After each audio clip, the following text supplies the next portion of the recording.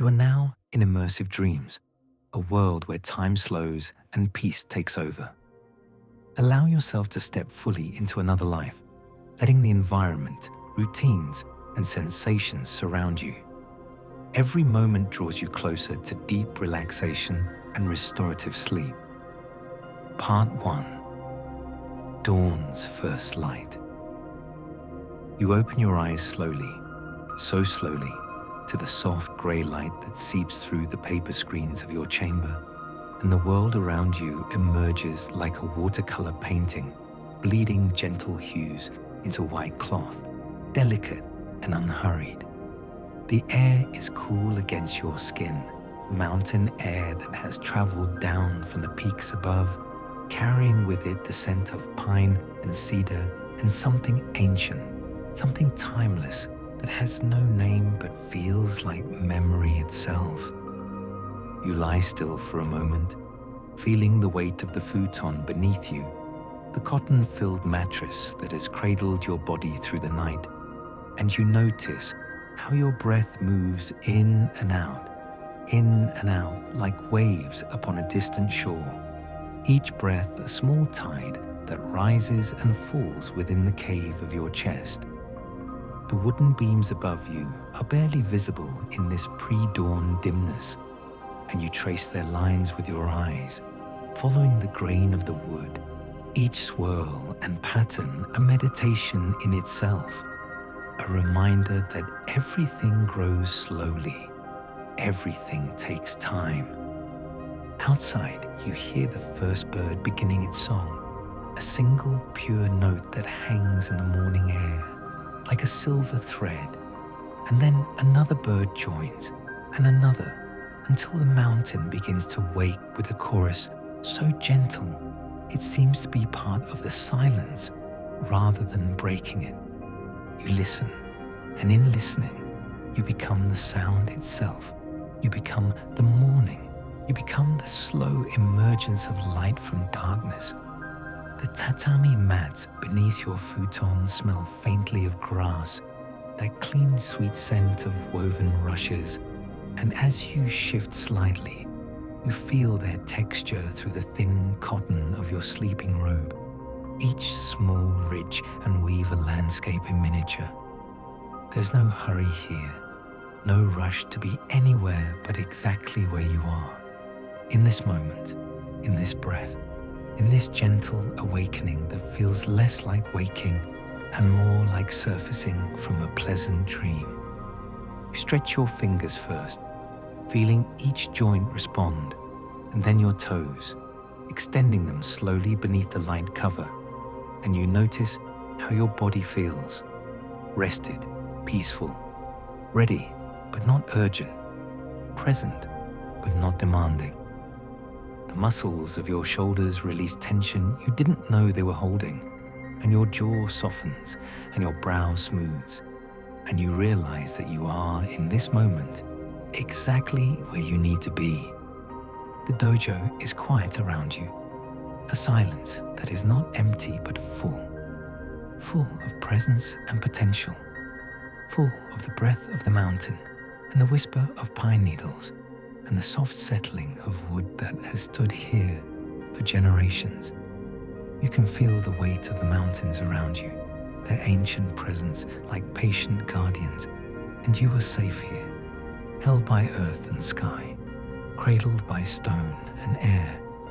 Slowly, so slowly, you slide the cover back, feeling the cool air embrace your skin, and you sit up with the grace of long practice, your spine finding its alignment as naturally as water finds its level.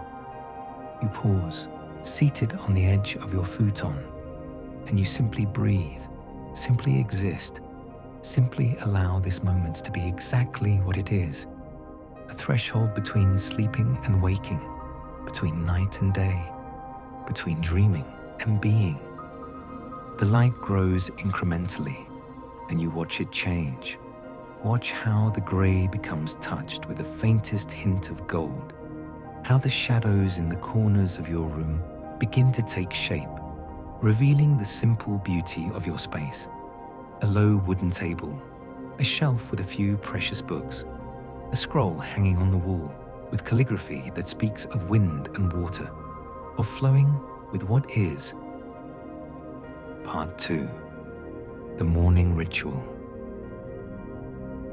You rise to your feet, feeling the solid earth beneath you through the tatami, and you fold your futon with mindful attention, each fold precise and loving, as though you are tucking away the night itself, storing it carefully for when you need it again.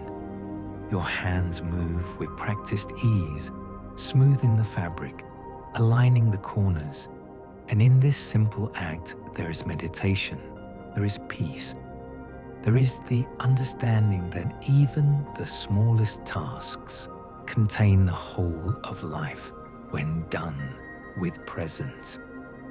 The morning robe you slip into is soft from many washings. The indigo dye faded to the gentle blue of early morning sky, and as the fabric settles against your skin, you feel both protected and free, covered and open to the day ahead.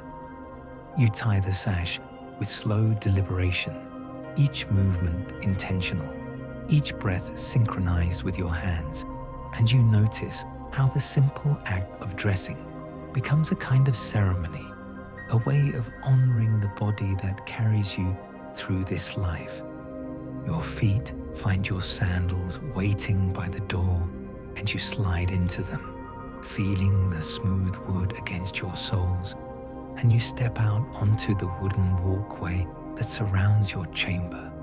The morning air greets you like an old friend, crisp and clear, and you can taste the mountain in it, the stone and snow and sky, all mingled together in a coolness that makes your lungs expand fully, gratefully.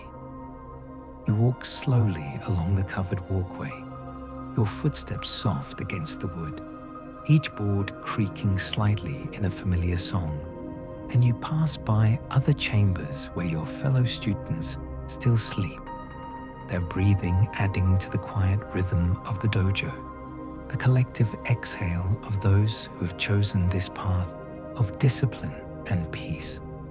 You do not hurry, for there is nowhere to rush to, nothing that cannot wait for your full attention, your complete presence. The path leads you to the washing area, where a large stone basin sits filled with fresh mountain water, so clear you can see the smooth pebbles at the bottom, each one rounded by time and current, polished to perfection by the patient work of flowing water.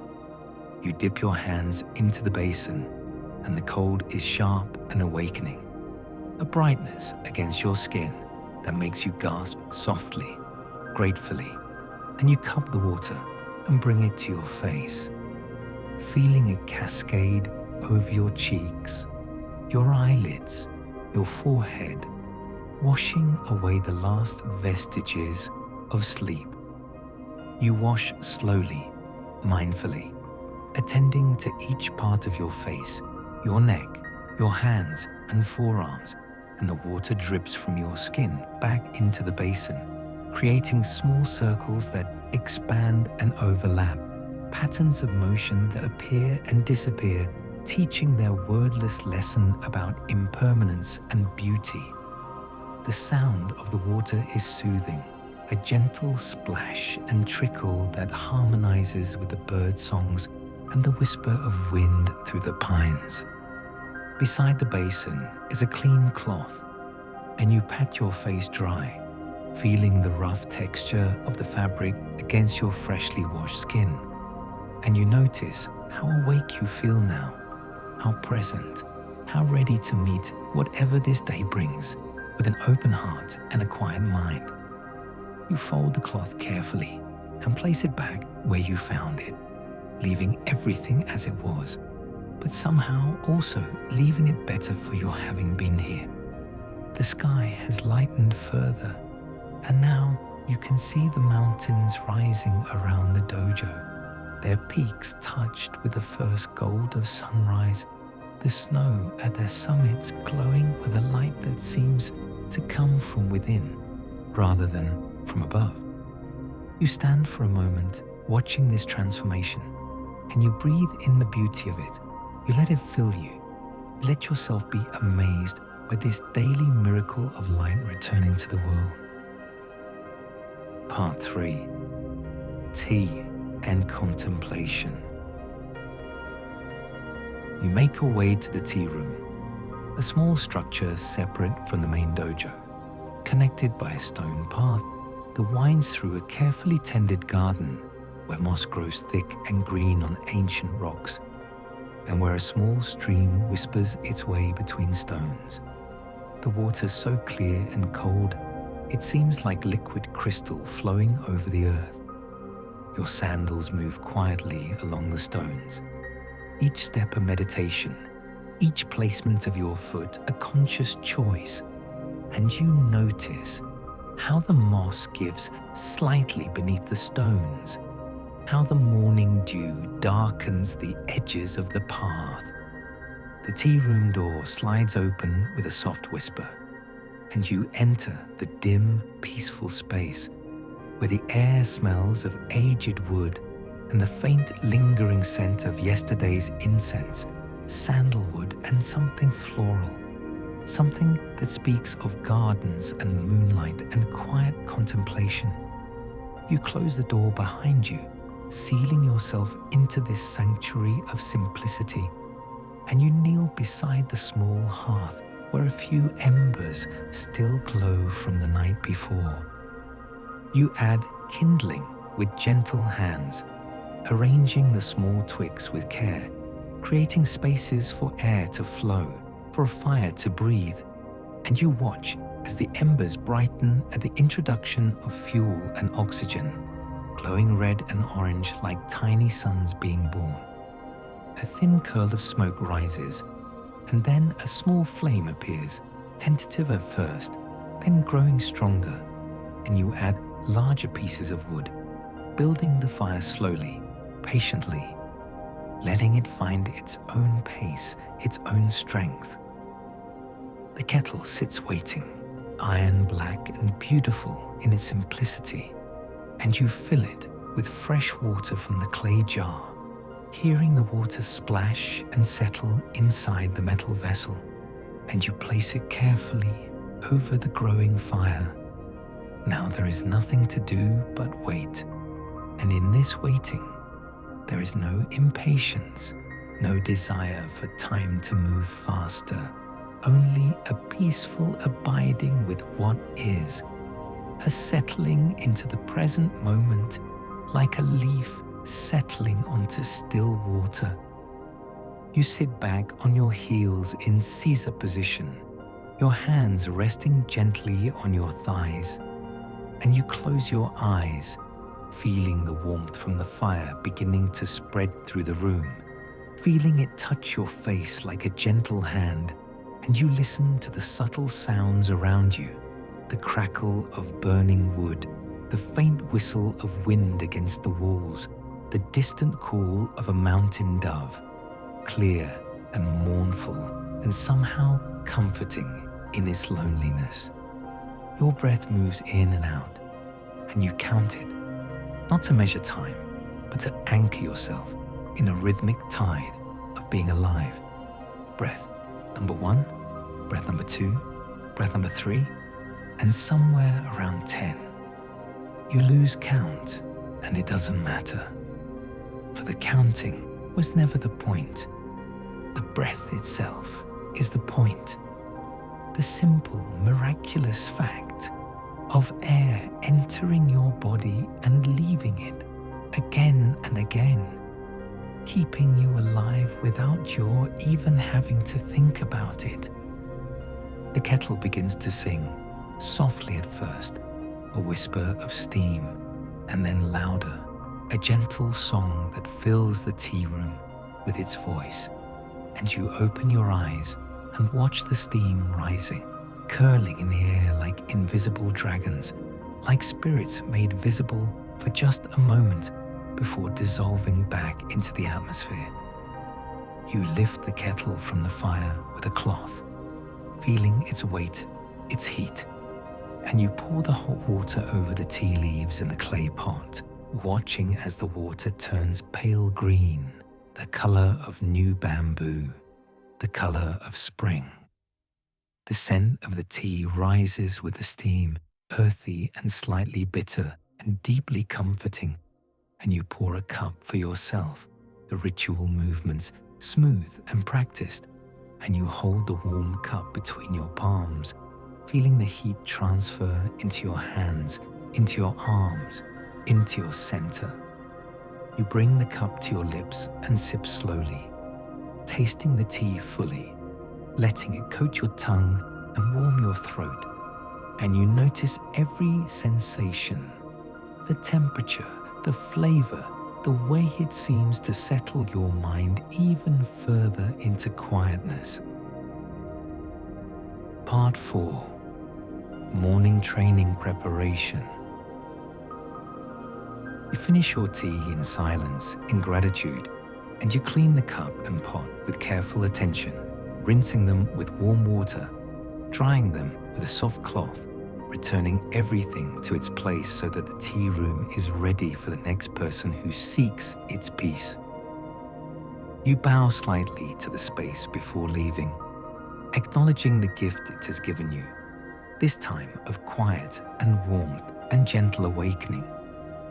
Outside, the sun has fully risen now, though it has not yet cleared the eastern peaks, and the dojo courtyard is bathed in a luminous pre-sunlight glow, the air itself seeming to shimmer with anticipation. You walk across the courtyard toward the training hall, your footsteps echoing softly against the swept stone, and you notice how clean the courtyard is, how each stone has been placed with intention, how the raked gravel patterns flow like frozen water around the edges. The training hall doors are wide open, welcoming the morning, and inside you can see the polished wooden floor gleaming in the soft light, every plank smooth from years of bare feet moving across it, dancing and striking and stepping, the floor itself a witness to countless hours of practice, countless moments of effort and breakthrough and patient repetition. You pause at the threshold and bow, honoring the space, honoring all those who have trained here before you, honoring the path itself.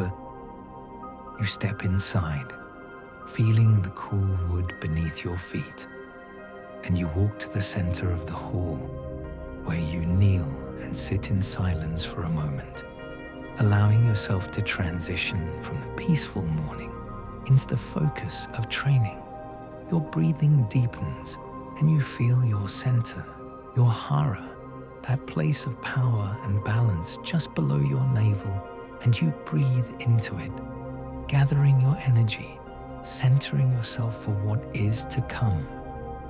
Rising, you move to the wall where the training weapons rest on wooden racks, each bokken, each staff, each practice blade carefully maintained, oiled and cared for as though they were living things, and in a way they are, for they are extensions of the practitioner's body and will. You select your bokken, the wooden sword that has been your companion for years, its weight familiar in your hands, its balance perfect, its surface smooth from countless hours of practice. You carry it back to the center of the floor and stand in ready position, the bokken held loosely in your hands, and you close your eyes and simply feel the weight of the wood, feel the air moving around you, feel your feet rooted to the floor, feel your spine extending upward toward the ceiling and beyond, toward the sky, toward the infinite. You are a tree, rooted and reaching, stable and flexible, strong and supple. You begin your warm-up slowly, stretching your shoulders, rolling your wrists, loosening the joints that have been still through the night. And each movement is gentle, exploratory, listening to your body, asking it what it needs, how it feels, what level of intensity is appropriate for this morning. There is no forcing here, no pushing through pain, only a kind conversation with your own physical being, a negotiation between will and wisdom. The movements flow one into another. Shoulder circles become side bends, become forward folds, and you let gravity do the work. You let your body hang like a weighted branch, releasing into the stretch, breathing into any tightness, and slowly, gradually, you feel the muscles soften, the connective tissue lengthen, the whole structure of your body becoming more fluid, more available, more present. Part 5. The practice. You rise from your final stretch and stand in the center of the hall, the bokken now raised to the ready position, and you begin the first kata, the first form, moving through the choreographed sequence of cuts and blocks and steps that you've performed thousands of times. And yet each time is new. Each time offers something to learn, some small refinement, some deeper understanding of balance and timing and intention. Your feet slide across the floor with a soft whisper. Your breath times itself to your movements, exhaling on the cut, inhaling on the recovery, and your mind empties of everything except the present moment, the exact position of your body in space, the precise angle of the blade, the quality of your center. There is no past here, no future, only the eternal now of practice, only the perfection of this single strike, this single step. The kata unfolds like a flower opening, each movement blossoming from the one before, each position containing the seed of the next. And you are both the dancer and the dance, both the sculptor and the clay, shaping yourself with each repetition, refining your form, polishing your technique like water polishes stone, slowly, patiently, inevitably. Sunlight begins to stream through the eastern windows, golden beams that cut across the floor at steep angles, and you move through them, watching your shadow move with you, elongated and graceful, a dark companion that copies every gesture. Dust motes float in the light beams, tiny galaxies of particles that swirl in the currents created by your movement. And for a moment, you are aware of how you affect everything around you, how your presence changes, the air shifts the light, creates ripples in the fabric of space. You transition to the second kata, faster now, more dynamic, and sweat begins to form on your brow, on your neck, a fine sheen that catches the light, and you feel the heat building in your muscles, the blood flowing more vigorously through your veins. And there is pleasure in this, pleasure in the body working as it was designed to work, pleasure in the coordination of breath and movement and will. The bokken cuts through the air with a sharp hiss, and you imagine the blade cutting through more than air, cutting through doubt, through fear, through all the small hesitations that keep you from being fully present, fully alive, fully yourself. Each strike is a commitment, each block a boundary, each step a choice to move forward rather than remain static, to engage with life rather than observe it from a distance. Your teacher enters the hall, moving so quietly you don't hear him until he speaks, his voice soft but clear, like a bell struck in the distance. "Good morning," he says, and you complete your current movement, return to neutral position, bow to him with respect and gratitude, and he bows in return. Two people honoring each other's journey, acknowledging the shared path. He watches as you continue, offering occasional corrections. Lower your shoulder, soften your grip, breathe from your center. And each instruction is a gift, a key to unlock a deeper level of practice. And you receive them with an open mind, adjusting immediately, feeling the difference each small change makes. How a shift of an inch can transform the whole technique. How the smallest detail contains the whole of the art. Part 6. Shared practice and meditation. Other students begin to arrive, entering quietly, bowing to the hall, taking their positions, and soon the space is filled with the sound of synchronized breathing, the whisper of feet on wood, the sharp exhalation that accompanies each strike. You are all moving together, yet each person is alone with their practice, individual yet united, separate yet connected by shared purpose and mutual respect.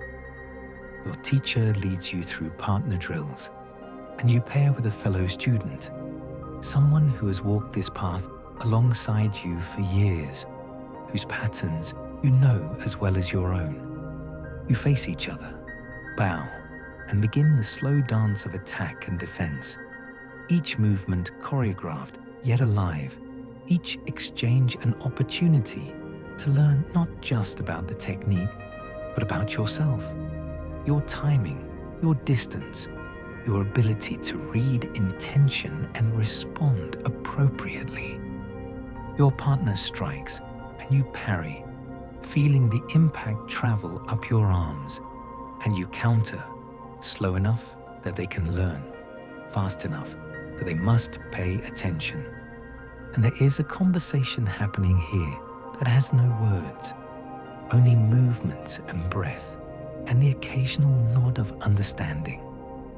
You are teaching each other, both student and teacher at once, giving and receiving in equal measure. The drill becomes a meditation, repetitive and rhythmic, and your mind quiets even further, dropping below thought into a state of pure awareness, pure response, and time seems to shift, to stretch, moments becoming longer. Or perhaps you are simply more fully present in each one, experiencing more of the infinite richness that each second contains.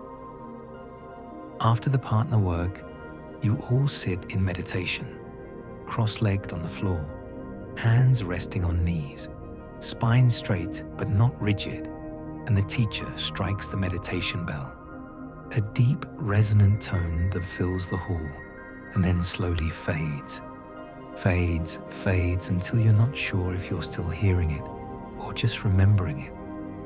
And in that uncertainty, you find the perfect metaphor for consciousness itself, the way experience and memory blur together, the way past and present flow into one another. You close your eyes and turn your attention inward, watching your breath, watching the thoughts that arise like clouds drifting across a clear sky, not holding on to them, not pushing them away, just observing, just being present with whatever is.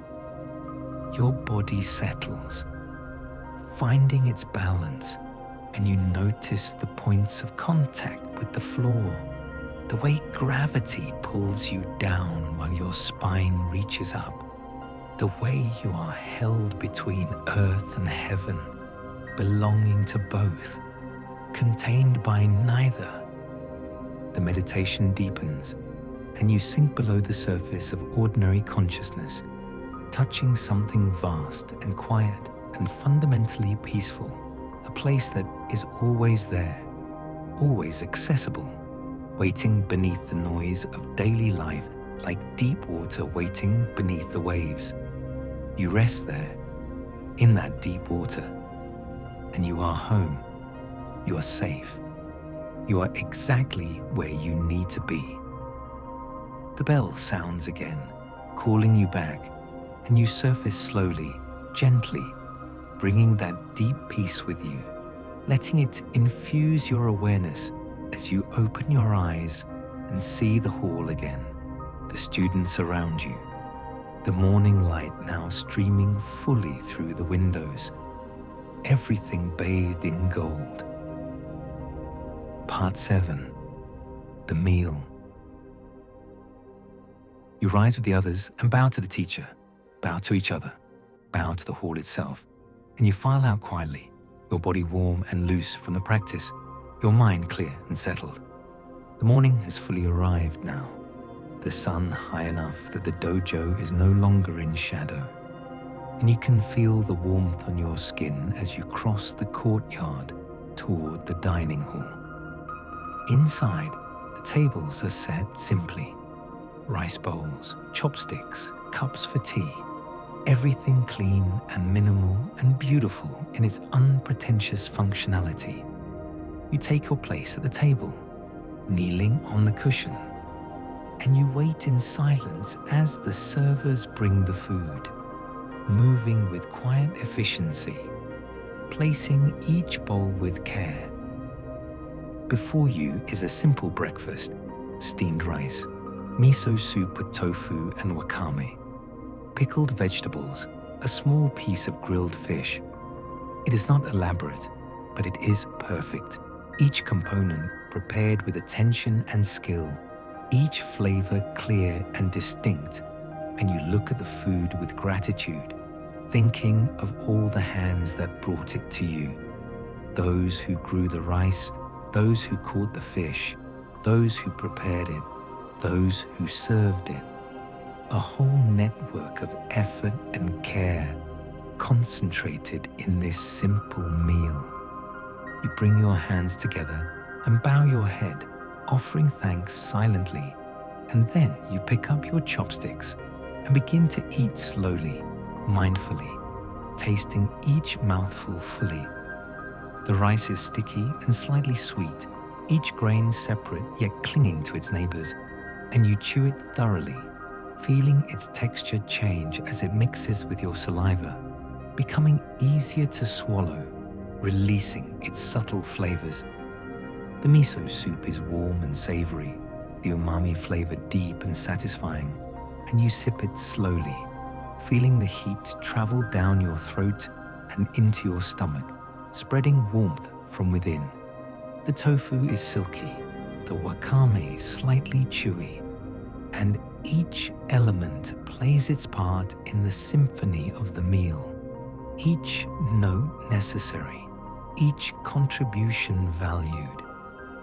You eat in silence, as do all the others at the table.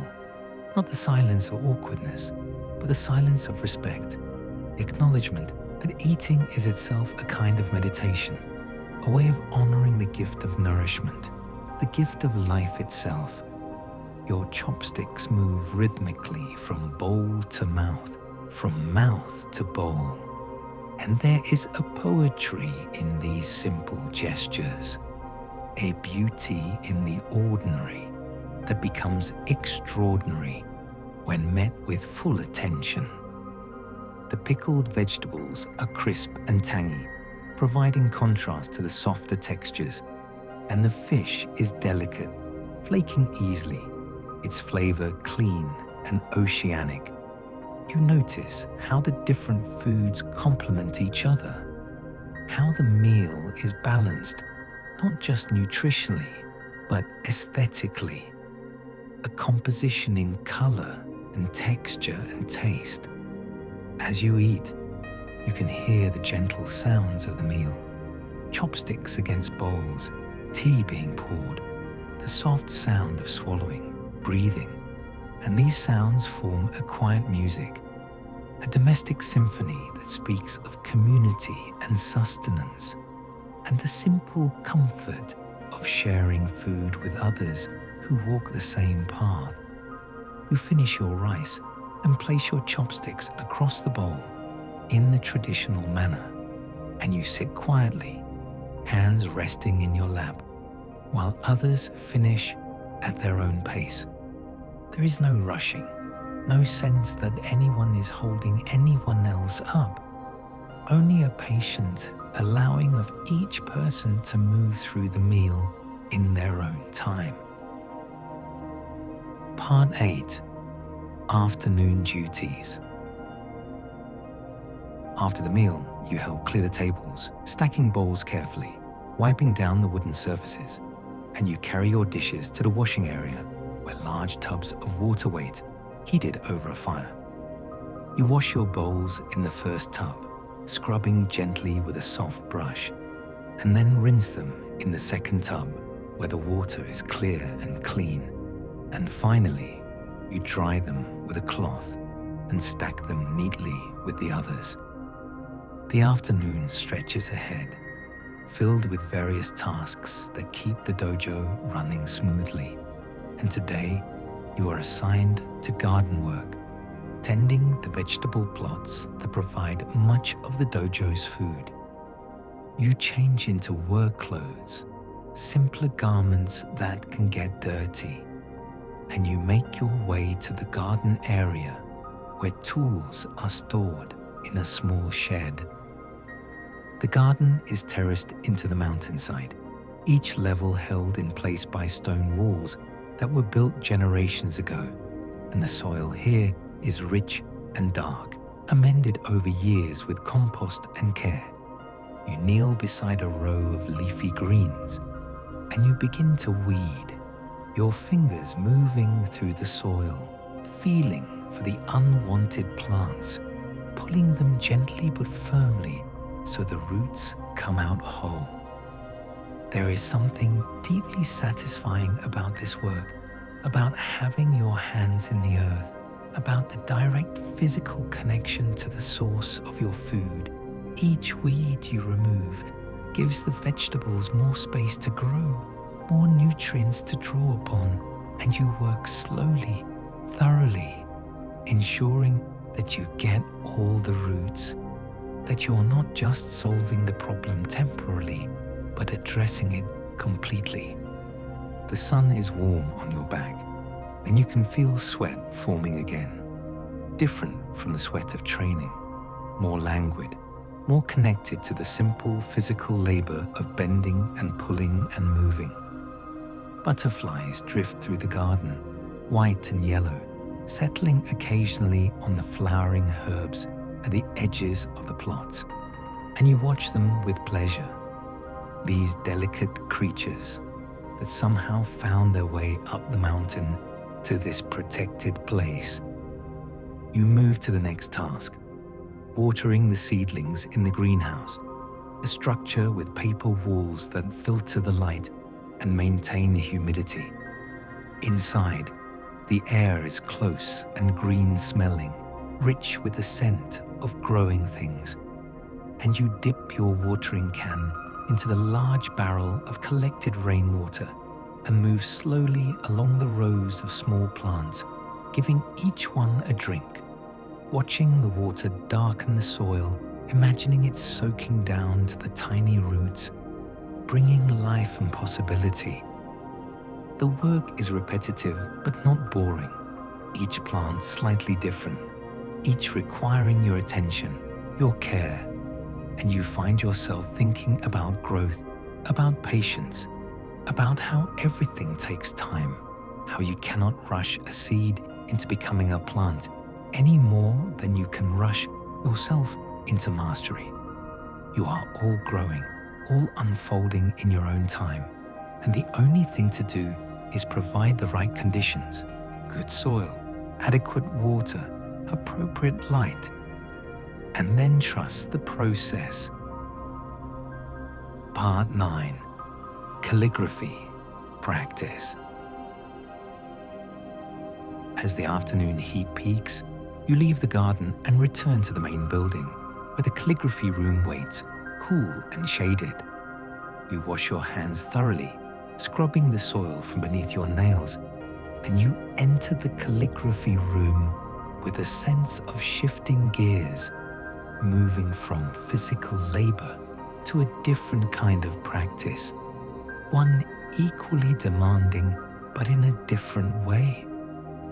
The room is quiet and dim, the paper screens drawn against the bright afternoon sun, and the air smells of ink and paper and wood, you kneel at the low table where your supplies are kept, brushes of various sizes, an inkstone, a small pitcher of water, sheets of practice paper, and the model scrolls from which you're learning. You begin by grinding the ink stick against the stone, add in a small amount of water, and moving the stick in slow circles, feeling the resistance, hearing the gentle grinding sound, watching as the water darkens, deepens, becomes the rich black of ink. This process itself is meditative, the slow transformation of solid to liquid, of grey to black. And you take your time, not rushing, allowing the quality of the ink to develop fully. When the ink is ready, you select a brush, a medium-sized one with a good spring to the bristles, and you dip it in the ink, watching it absorb the liquid, and then you test it on a practice sheet, seeing how the ink flows, adjusting the amount of water if needed. The first strokes are just practice, just warming up the hand and the eye, getting a feel for how the brush wants to move today, how the paper accepts the ink. You have chosen to practice a single character today, the kanji for water, mizu, a character that flows and curves like the element it represents. You study the model scroll, noting how the master's brush moved, where it pressed down and where it lifted, where it paused and where it flew. And you try to memorize not just the shape, but the rhythm, the dance of creation. Your first attempt is hesitant, and you can see the hesitation in the strokes, the uneven pressure, the slight wobble in what should be a smooth curve. You don't judge it, you simply observe it, learn from it, and try again. The second attempt is better, more confident, but still not quite right. Something about the balance is off, the proportion between the different strokes. You continue practicing, each character a fresh attempt, each one teaching you something, and gradually you feel yourself settling into the rhythm, your hand becoming more sure, your eye more accurate. The brush becomes an extension of your arm an extension of your intention. And there's a moment when everything aligns and the character flows onto the paper with a rightness that you can feel, a sense of completion, of truth. But you don't stop there, because in calligraphy, as in sword practice, there's always another level, always some refinement possible, always more depth to discover. You continue, filling sheet after sheet with the same character, each one unique, each one a snapshot of your state of mind in that moment, each one honest in its imperfection. Part 10. Reading and study. The afternoon light has softened when you finish your calligraphy practice, and you clean your brushes carefully, washing them in clear water until no ink remains, shaping the bristles with your fingers, laying them flat to dry. You clean the inkstone, returning everything to its place, and you bow to the room before leaving, acknowledging the teaching it has offered. You make your way to the library, a small room lined with shelves holding precious texts, works on strategy, philosophy, history, poetry, each volume carefully maintained, each one a treasure. You select the text you've been working through, the writings of an ancient strategist, and you settle into a reading position, kneeling at a low desk with the book before you. The text is challenging, written in classical language, and you move through it slowly, pausing frequently to consider the meaning, to let the words sink in beyond their surface sense. The strategist writes about water, about how it takes the shape of whatever contains it, how it always seeks the lowest point, how it can be soft yet powerful, yielding yet unstoppable. And you think about your calligraphy practice, about the character for water you spend the afternoon practicing, and you see connections, patterns, the way everything reflects everything else. You read about emptiness and fullness, about knowing when to advance and when to retreat, about the importance of timing and positioning. And though the text ostensibly concerns military strategy, you understand it as applicable to all of life, all situations, all the moments when you must decide how to respond to what arises. The words on the page blur slightly as your eyes tire, and you realize that you've been reading for longer than you thought, absorbed in the text, time flowing by uncounted. You close the book carefully, marking your place with a silk ribbon, and you sit for a moment, letting the teachings settle, letting them find their place in your understanding. Through the window, you can see the afternoon shadows lengthening, the light taking on the golden quality of late afternoon, and you feel a gentle tiredness, pleasant and earned, the accumulation of the day's activities. You return the book to its shelf, running your fingers along the spines of the other volumes, feeling the texture of cloth and paper and leather. Each book a door to another world, another time, another mind. Part 11. Evening Preparation.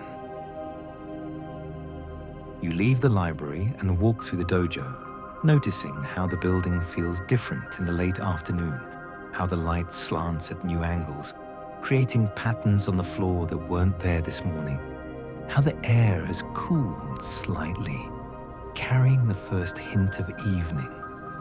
You pass by the training hall again, where a few students are practicing privately, their movements casting long shadows across the floor. You return to your room to change for the evening practice, and as you slide open your door, you're greeted by the familiar sight of your simple space, now filled with warm golden light from the setting sun. The scroll on the wall seems to glow, the calligraphy more alive somehow in this particular quality of light, and you pause to really look at it, reading the words again, flow like water, letting them speak to you anew. You change into fresh practice clothes, feeling the clean fabric against your skin, and you take a moment to sit on your cushion, to check in with your body, noticing any soreness from the day's activities, any tiredness, any need for extra care during the evening practice. Your shoulders are a bit tight from the calligraphy, your thighs slightly sore from the deep stances of morning training, but nothing concerning, just a pleasant awareness of a body that has been well used, that has done good work. You drink some water from the ceramic cup by your door, feeling the cool liquid travel down your throat, and you breathe deeply, gathering yourself for the evening session, which will be different from the morning, softer, more internal, focused on meditation and gentle movement rather than dynamic technique. The bell rings, calling everyone to the meditation hall, and you make your way there along with the other students, all moving in the same direction, like a quiet river of people converging on the hall where you will sit together, breathe together, be silent together. The meditation hall is separate from the training hall, a smaller space designed specifically for stillness, with low cushions arranged in rows, and a small altar at the front, where incense burns and a candle flickers. Part 12. Evening Meditation. You take your seat on your cushion, adjusting your position until you find that perfect balance between alert and relaxed, and you let your hands settle into the meditation mudra, one palm resting in the other, thumbs barely touching. Around you, others are settling as well, the soft sounds of fabric rustling, breath settling, bodies finding their stillness. The teacher enters and lights a fresh stick of incense, the smoke curling upward in lazy spirals, carrying the scent of sandalwood and something herbal throughout the room. He takes his seat and strikes the meditation bell 3 times, the sound ringing out clear and pure, marking the beginning of the session, calling everyone into presence, into now. You close your eyes and turn your attention inward, beginning with the body scan you've practiced countless times, attention moving from the top of your head, down through your face, your neck, your shoulders, your chest, your belly, your hips, your legs, your feet, and then back up again, noting any tension, any discomfort, not trying to change anything, just observing, just being aware. Your breath becomes the anchor, the point of return when your mind wanders, and it will wander, thoughts arising like birds taking flight, and each time you notice this, you gently, kindly bring your attention back to the breath, back to the sensation of air entering and leaving your body, back to this moment, this exact moment, which is the only moment that truly exists. The room is very quiet, though not silent. You can hear the breathing of the others, the faint crackle of the incense burning, the distant sound of wind moving through the pines outside. These sounds don't disturb your meditation. They become part of it, woven into the fabric of awareness, neither pursued nor rejected, just present, just part of what is.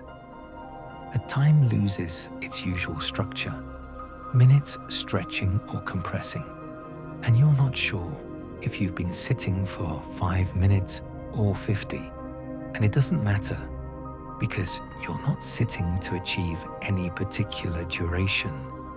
You're sitting to practice being present, to practice letting go of the constant need to be doing, achieving, becoming. Your legs begin to complain, a tingling sensation, then numbness, then the sharp pins and needles of a leg falling asleep, and you observe this too, the way sensation arises and changes and passes away, the way even discomfort has its own texture and intensity that shifts moment to moment. You don't shift position immediately, allowing yourself to be with the discomfort, to explore its edges, to see that it's not solid but made up of many different sensations, and none of them permanent. Eventually, you do adjust your position, slowly and mindfully, extending one leg slightly, and the relief is sweet. The rush of blood returning, the tingling intensifying briefly and then fading. You settle again, and the meditation continues, wave after wave of breath, moment after moment of being alive, being here, being exactly this. Part 13. Gentle movement practice. The meditation bell sounds again, marking the transition, and you slowly open your eyes, blinking in the dim light of the hall. The teacher rises and invites everyone to stand, and you do so carefully, your legs stiff from sitting, and you begin a series of gentle movements designed to integrate the stillness of meditation with the aliveness of the body. These movements are slow, almost dreamlike, more like Tai Chi than the dynamic martial practice of the morning. You raise your arms slowly as if pushing through water, and you lower them just as slowly, feeling every moment of the movement, every muscle engaged, every joint rotating. Your breath coordinates with the movement, inhaling as you expand, exhaling as you contract, and the combination of breath and motion creates a state of moving meditation, of dynamic stillness. You shift your weight from one leg to the other slowly, feeling how your balance changes, how your body makes minute adjustments to stay upright, and you marvel at the complexity of the simple act of standing, the constant small corrections, the ongoing conversation between your body and gravity. You are always falling and catching yourself, always losing and finding your balance moment to moment. And this is true in life as it is in this practice. The movements flow one into another without pause, without separation, each position melting into the next like water flowing over stones. And you feel your body soften, feel the accumulated tensions of the day dissolving under the gentle persistence of these slow, mindful motions. Your shoulders drop away from your ears, your jaw unclenches, your belly softens, and you feel more spacious somehow, more open. You move through a series of gentle twists, spiraling from your center, wringing out the spine like a wet cloth, and you feel things release, vertebrae popping softly, connective tissue lengthening, space being created between the bones. Each movement is a discovery, a gentle inquiry into what's possible right now, in this body, in this moment, without force, without ambition, just kind and curious attention.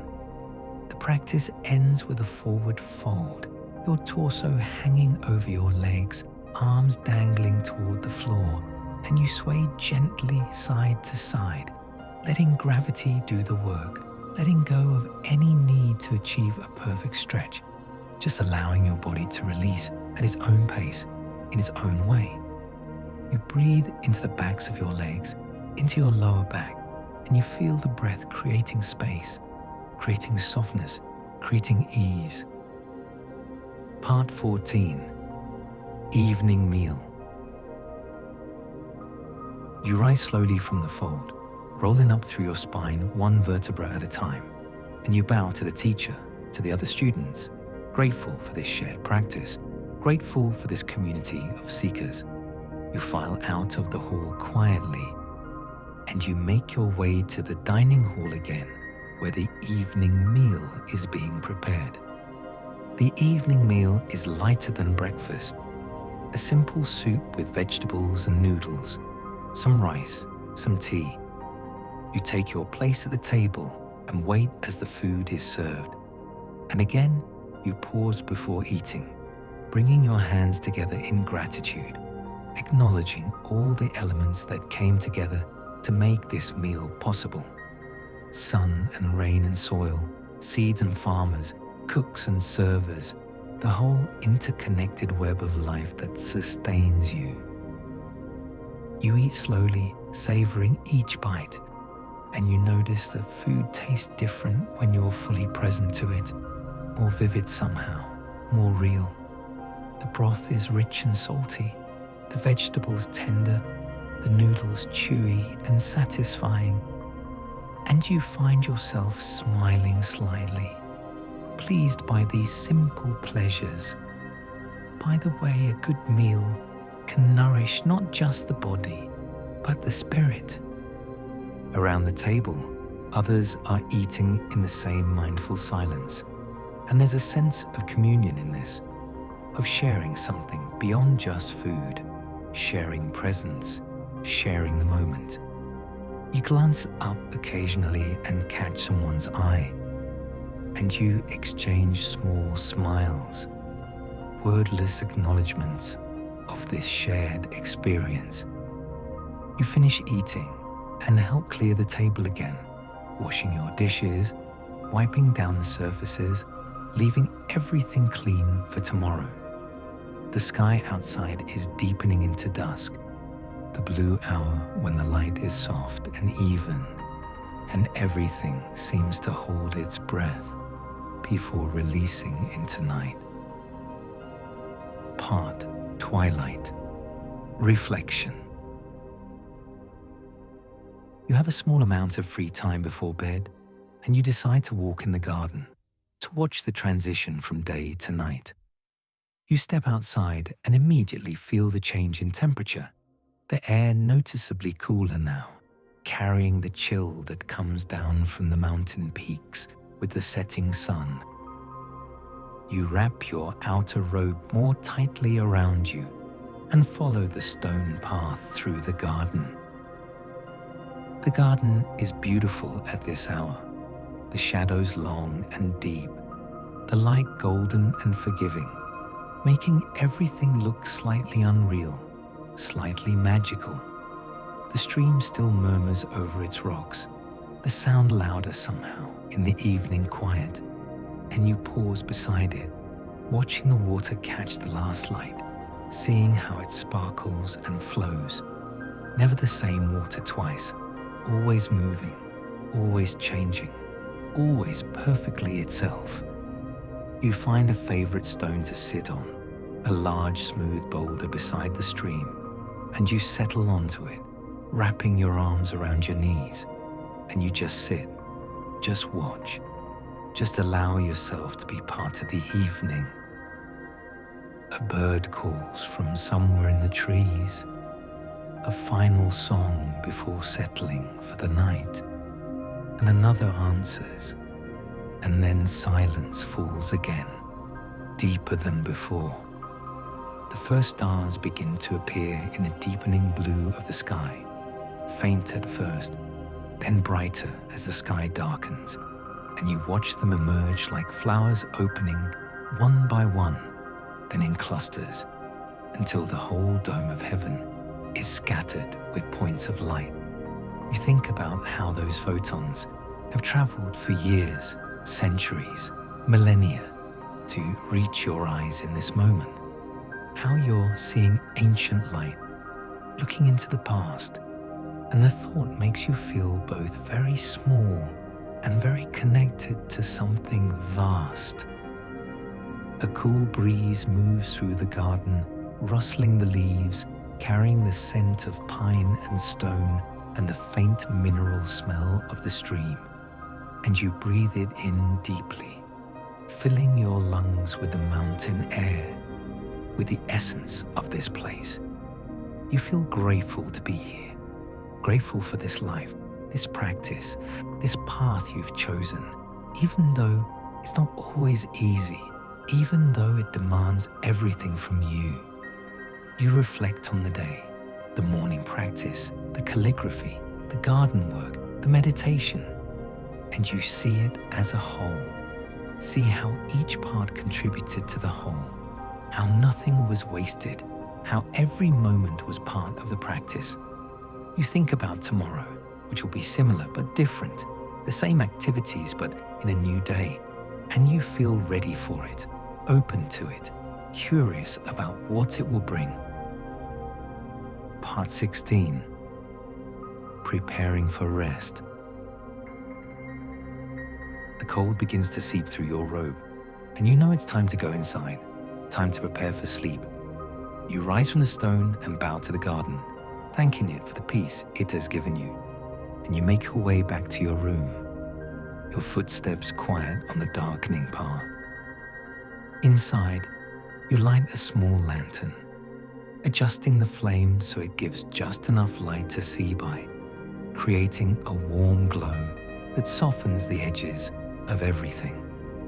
You prepare for sleep with the same mindfulness you've brought to everything else today, changing into your sleeping robe, folding your day clothes carefully, placing them where you'll find them easily in the morning. You unroll your futon and smooth it out, and you notice how inviting it looks, how ready it is to receive your tired body, to hold you through the night. But before you lie down, you sit on your meditation cushion one last time, just for a few minutes, to quiet your mind, to release the day, to create a bridge between waking and sleeping. You close your eyes and breathe, and you mentally review the day, not with judgment, but with gentle observation, noticing what went well, noticing what was challenging, letting it all be okay, letting it all be part of the process. You forgive yourself for any moments of impatience, any times you weren't as present as you wanted to be, knowing that tomorrow is a fresh start, a new opportunity. You say a quiet prayer or set an intention for the night. May all beings be peaceful. May all beings be safe. May all beings be happy. And you feel your heart open. Feel compassion flowing outward in all directions. To all beings everywhere, seen and unseen, known and unknown. You open your eyes and bow to your cushion, to your room, to the day that is ending, and you blow out the lantern, letting darkness fill the space. You slide under the covers of your futon, feeling the cool sheets warm to your body temperature, and you arrange yourself comfortably, finding that perfect position where everything can relax. The room is dark, but not completely dark. Moonlight filters through the paper screens, casting soft patterns on the floor, and you can see the faint outlines of things, the familiar shapes of your simple possessions. Outside, an owl calls, that haunting sound that speaks of mystery and wilderness. And somewhere in the distance, you hear the stream still running, still flowing, constant and soothing. Your body begins to relax, muscle by muscle, starting with your feet, feeling them grow heavy and warm, and then your calves, your thighs, your hips, each part releasing, letting go, trusting the futon to hold you. Your breath slows and deepens, no longer something you're controlling, but something that's happening on its own, your body breathing itself while you rest. Your mind is quiet now. Thoughts arising but not sticky, just drifting past like cloud, and you don't engage with them, don't follow them, you just let them pass, returning to the sensation of your breath, the feeling of your body supported by the futon, the sound of the night around you. You feel yourself beginning to drift, hovering at the edge of sleep, that delicious liminal space between waking and dreaming. As your day comes to a close, your body and mind relax completely, fully, trusting that you've done enough, that you're enough, that this day was exactly what it needed to be. The world around you hums softly as you drift deeper into calm, deeper into peace, and you let yourself go. Let yourself fall into sleep, like falling into a soft, dark pool of warm water, supported and safe. Your breathing becomes slower, deeper, more rhythmic, in and out, in and out, like waves on a distant shore. The mountain holds you in its ancient embrace. The dojo breathes around you with the breath of all those who sleep here. And you are part of that breath, that collective peace. You are safe. You are held. You are exactly where you need to be. And as sleep takes you gently, kindly into its arms, you release the day. You release your thoughts. You release everything. Floating now. Floating in darkness. Floating in peace.